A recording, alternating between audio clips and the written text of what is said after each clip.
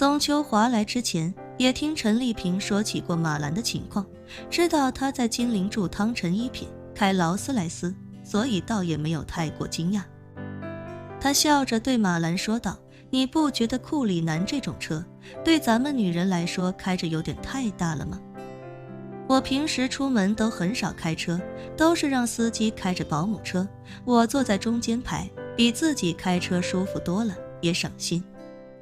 马兰一脸羡慕地说道，我们家可没有专职司机，也没有保姆车，不然的话我也体验一把女老板的感觉。宗秋华笑道，这还不简单吗？你要是没有保姆车的话，过段时间我送你一辆雷克萨斯 LM300， 知道吧？我前段时间从平行进口车商那里订了3台，本来是想留一台给我父母用的，结果他们现在打算就定居美国，不回去了，下个月车到了也没地方处理，干脆就送给你吧。马兰整个人欣喜若狂，脱口道 LM300 就是那个加价好几十甚至上百万的雷尔法吗？对，宗秋华点了点头，笑道，网上都说这是冤种车，我倒觉得还好，反正额外花的钱就当是买个牌面了，多那180万的也不算多。说实话，他要是不加价，有钱人才不买呢，不加价哪来的牌面啊？他要是能统一加价300万才是最好，那样的话，你只要开到街上，别人就知道这是个500万的大面包，低调又奢华。马兰心中佩服不已，暗忖，想来这就是有钱人的生活方式，凡事不求性价比，只求面子能到位。随即他心中又不禁暗道，这宗秋华也未免太大方了吧，一开口就要送自己一辆雷尔法，这车全下来都300万出去了，到时候我是自己留着开，还是悄悄卖了呢？这时宗秋华又随口说道，平行进口车都是先到港口报关再进来，到时候我直接让车商报关之后，用板车给你发到金陵去，你拿到车去上个牌就行了。马兰连忙说道，哎呀，我怎么好意思收你这么贵重的礼物？宗秋华笑着说道，车都定了，到时候闲着也是闲着，你就不用跟我客气了，车这个东西如果不开的话，完全就是个麻烦，不但要找地方停着，还要时不时的做个保养，还不够麻烦的，送你也算是物尽其用了。马兰内心激动至极，连忙笑呵呵地说道，哎呀，那可真是太谢谢你了。客气什么？宗秋华微微一笑，看了看时间，故意说道，哎呀，咱们差不多要去办值机了，里面也有头等舱休息室，办完值机再去休息室聊也一样。马兰连忙不假思索地说道，好，那咱们现在就去办值机。说着他便站起身来，收拾好自己的行李箱与手提包，准备与宗秋华一起离开休息室。此时的宗秋华内心已经开始有些紧张起来，因为他马上就要实施自己精心准备许久的计划。于是他一边慢吞吞地收拾自己的东西，一边悄悄在口袋里一个黑色的塑料盒上轻轻敲了3下。这个塑料盒其实是一个内置了运营商 SIM 卡的单向通讯装置，从他进门的那一刻起，他的姘头间同伙就一直在停车场的车里用手机时刻听着里面的进展，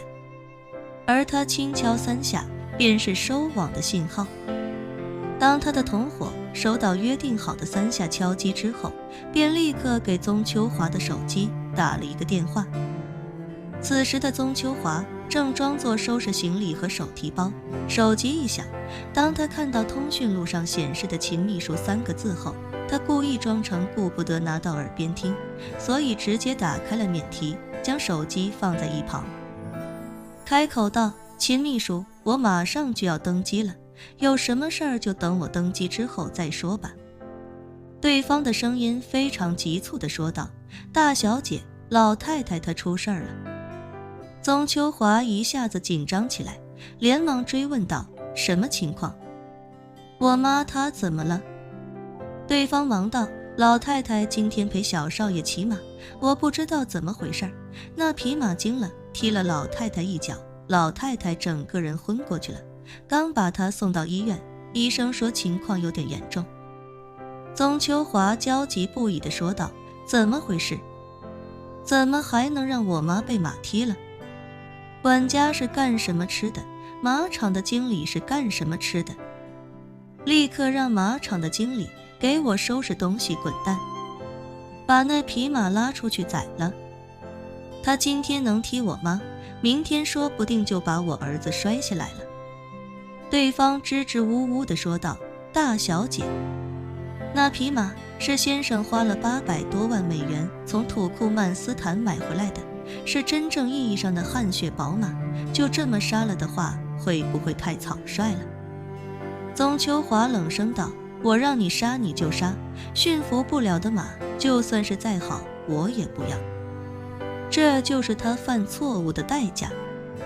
一旁的马兰都听傻了，心中不由嘀咕，这800多万美元买回来的汗血宝马，就因为踢了老太太一脚，说杀就杀了。这4舍5入将近半个亿啊！有钱人的世界，我果然还是不懂。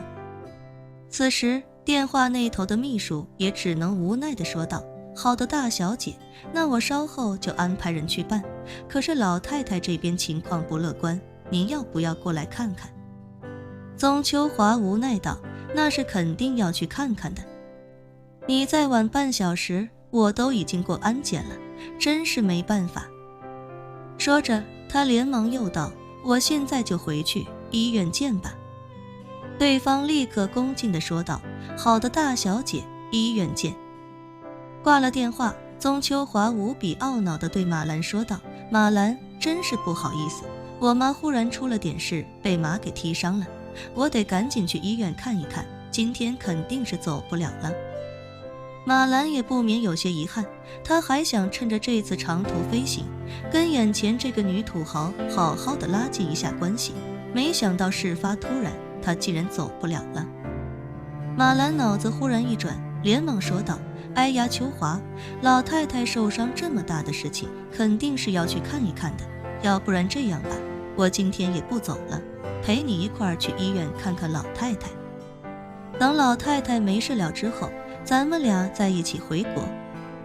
其实马兰并不是真的关心那个素未谋面的老太太，别说是宗秋华的妈妈，就连他自己的妈妈，他都懒得过问，这么多年也极少回娘家看看。马兰之所以这么说，主要是不想自己接下来的港岛之旅泡汤，毕竟他还等着去宗秋华在港岛狮勋道的大别墅住几天，好好享受享受。如果宗秋华今天不走，那自己的计划岂不是全泡汤了？